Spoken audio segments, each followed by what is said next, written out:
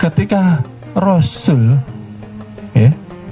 menjalankan tugasnya sebagai nabi dan rasul, sebelum di Isra Mi'raj, sebelum turun perintah sholat 5 waktu, Rasulullah mengajarkan ilmu makrifat. Tapi zaman waktu itu ya namanya belum makrifat. Ilmu mengenal diri supaya paham dan mengerti apa hakikat ibadah itu sendiri. Karena selama ini yang diketahui masyarakat luas secara syariat, secara awam, ibadah itu dikatakan untuk Tuhan. Ya kan? Kita menyembah Tuhan. Maka hakikatnya ibadah yang kita lakukan apapun itu, ya, sholat, zikir, sholawat, zakat, puasa, umroh, haji, untuk kita sendiri.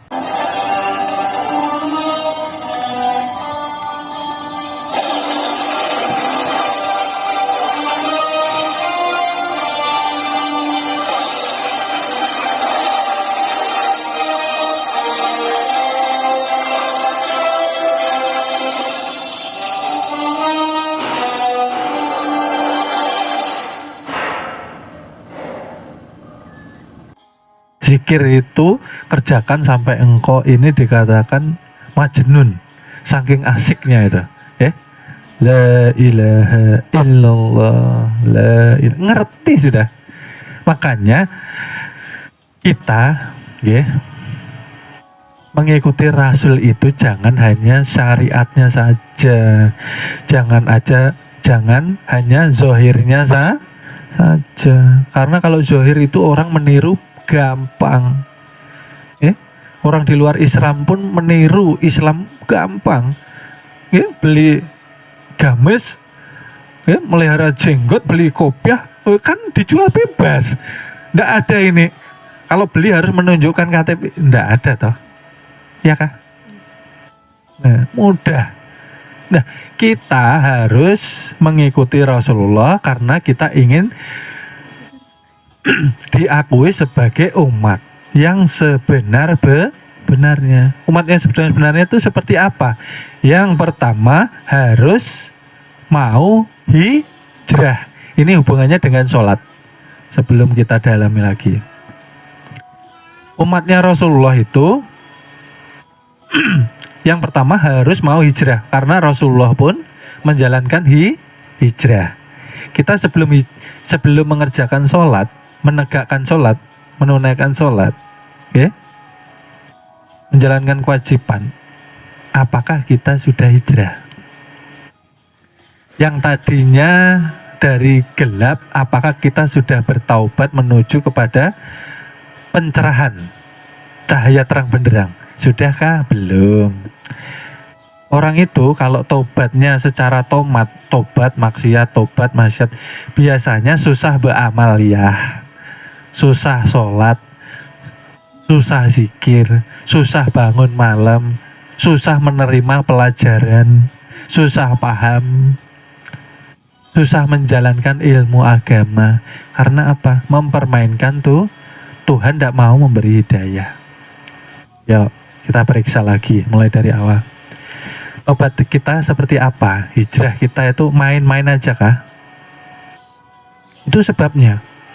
Orang tuh kalau bertahun-tahun umpamanya mendekati seorang wali ya, belajar ilmu Tuhan, tapi dia tidak mau tobat nasuha. Tobat nasuha itu jangan sampai sedikit pun terlintas, bukan terulang lagi. Terlintas itu aja tidak boleh. Karena haram hatimu diisi selain Tuhan. Makanya susah. Mengerti pelajaran hakikat makrifat susah. Nanti dulu, terlalu jauh. Tobat kita bagaimana? Ayo kita koreksi masing-masing. Orang tobat itu kalau ada sifat yang tidak baik, tidak mau lagi mengulangi karena takut. Supan dari orang. Orang mengenal diri, setelah itu kan mengenal Tuhan.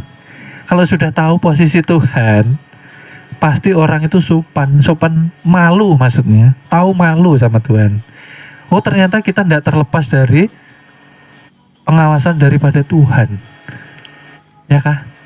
Tapi yang terjadi sekarang kebanyakan mayoritas bukan di sini pang, di luar.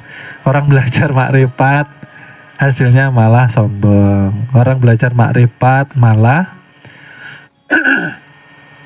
merasa hebat, merasa alim, lalu menjelek-jelekan orang, lalu membangga-banggakan gurunya atau perguruannya, tapi menjelek-jelekkan saudara muslim lainnya.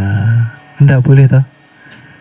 Makin kenal makin tawaduk, makin rendah hati, makin merunduk. Jangan sampai terlihat lagi kita berilmu. Itu loh kalau sudah belajar tuh. Bebungulan kita ini.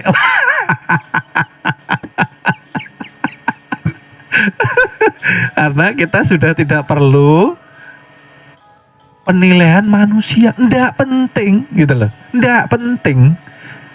Karena kita sudah tahu Rasul bertemu Tuhan ketika hidup. Lah kita sebagai umat harus bertemu Tuhan ketika hidup. Jangan menyesal. Masa ketemu Tuhan nunggu mati? Berarti kita tidak mengikuti Rasulullah ke Sidratul Muntaha. Nggak ada yang ditemu. Ternyata yang ada hanya junjungan Nabi besar saja.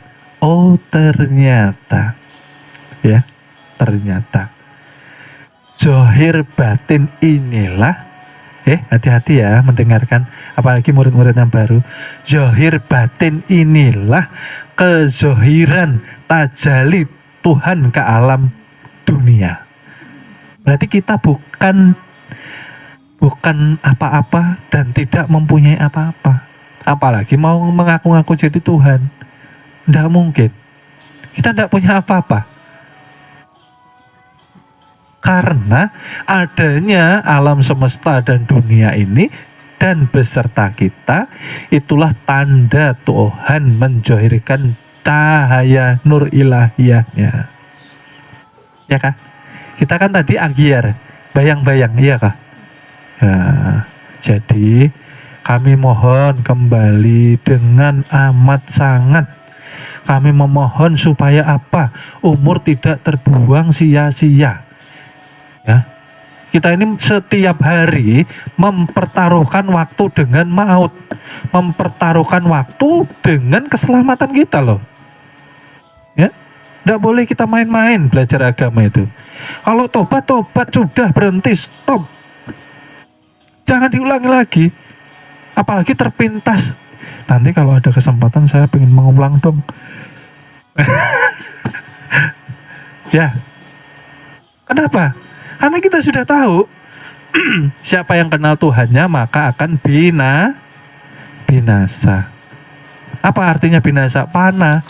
Artinya panah apa?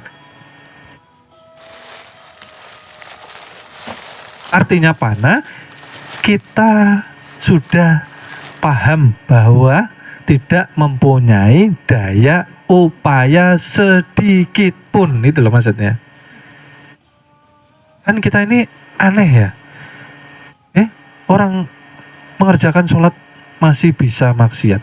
Itu sangat luar biasa. Artinya di dalam mengerjakan sholat hanya menggugurkan kewajiban. Maka di sini tadi dijelaskan tujuan sholat itu apa toh? Tujuan sholat itu hakikatnya apa? Menggapai makom kita ini loh. Kita punya makom nih, kedudukan. Kedudukan makom kita apa tadi?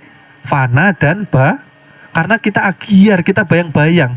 Lah, kita menuju ke makom fana, ini perlu perjuangan. Termasuk daripada taubat itu tadi. Gitu loh. Bagaimana mau menjemput hidayah? Bagaimana kita mau mahabbah? Mahabbah itu apa? Mahabbah itu cinta. Tapi didalami lagi mahabbah itu apa? Bertemu. Kalau belum bertemu Tuhan bagaimana cinta? Orang pacaran aja harus bertemu kok. Kalau nggak bertemu kan kaganangan.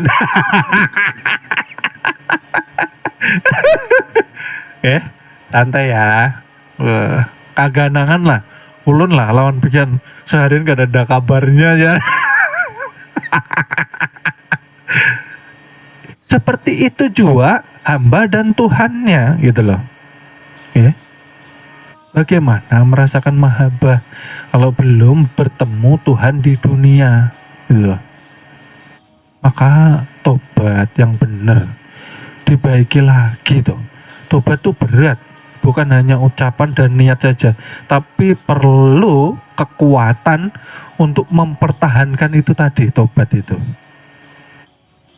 Dari yang kecil-kecil, mulai di mana kita? Suluknya kita di mana? Menjalankan puasa itu suluknya di perguruan toh. Iya. Mengurangi makan dan minum. Umpamanya sehari tadi kita nih makan biasanya 5 kali, dikurangi 4 kali. Ya, biasanya minum umpamanya sehari 4 liter, ya. Dikurangi 3 liter. Nah, istirahat biasanya, semalam full sampai mau subuh. Coba dikurang-kurangi. Itu yang namanya kita berjuang menuju makam fana, itulah.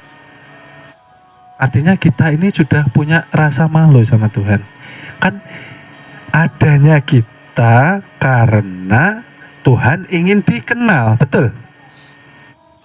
Memang ini kita, tapi adanya kita ini karena kenyataan kezohiran daripada sifat jalal dan jamalnya tuh, ya kah?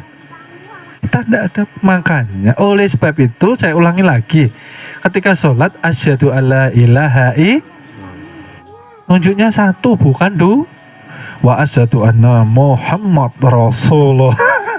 Satu, merujuk kepada bahwa ketika engkau berdiri sholat, engkau harus mengesahkan dirimu kepada Tuhan. Kalau Tuhan itu dari kita belum lahir sudah esa dengan hambanya. Kita yang memisahkan kesadaran diri dari Tuhan. Itu loh. Itu yang perlu kita kaji ulang kembali. Perlu kita perjuangkan lagi. Jadi kita ini sudah bukan tujuannya surga dan tidak akan takut neraka. Nah kalau saya ditaruh di neraka, yo senang saya, iya kan? Woi Mas Ono, kamu di neraka, siap Tuhan. Nah, yang nyuruh Tuhan, no.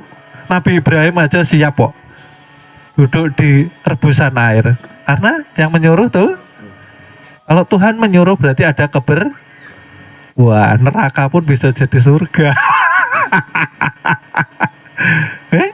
Ya, artinya apa? Kita tanpa pamrih sudah.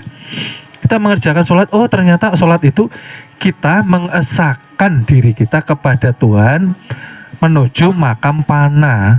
Kalau pana, Tuhan mengatakan nih, kalau masih ada kamu aja, aku tidak akan terlihat, aku tidak akan wujud. Berarti kita belum binasa, iya. Berarti masih ada keakuan. Keakuan itu apa sih? Hati yang sangat amat masih harus perlu dibersihkan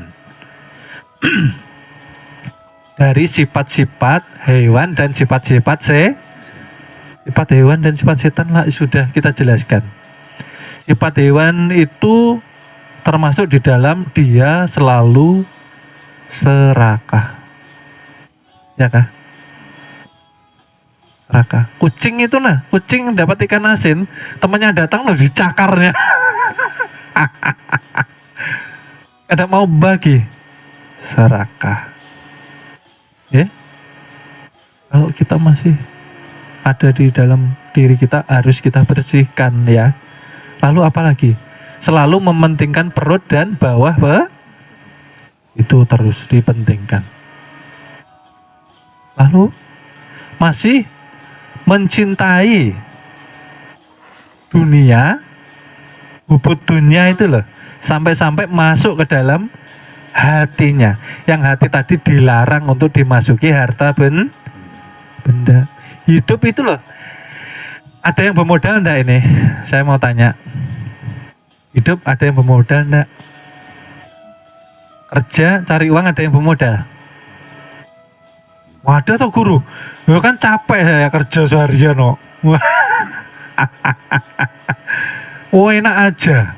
Wah kita kutip ceritanya sepupu Nabi siapa? Yang mendoakan Korun. Tadinya Korun sebelum didoakan tidak mempunyai harta benda sama sekali. Sepupunya siapa? Siapa yang mendoakan Korun? Nah, Nabi Musa, coba Pang, sampean itu kan Nabi tuh, berarti dekat dengan Tuhan. Coba Pang doakan saya nih nak, ponakan pian kan, supaya ya ada lah harta benda kan kena nyaman kalau pian ada perlu kan. Mohon maaf, akan kami lanjut ke episode berikutnya. Terima kasih. Mudah-mudahan kita mendapatkan keberkahan dengan wasilah junjungan Nabi besar Nabi Muhammad Sallallahu Alaihi Wasallam. Mudah-mudahan kita dikumpulkan di surga bersama junjungan Nabi besar kita Nabi Muhammad Sallallahu Alaihi Wasallam. Amin amin ya robbal alamin.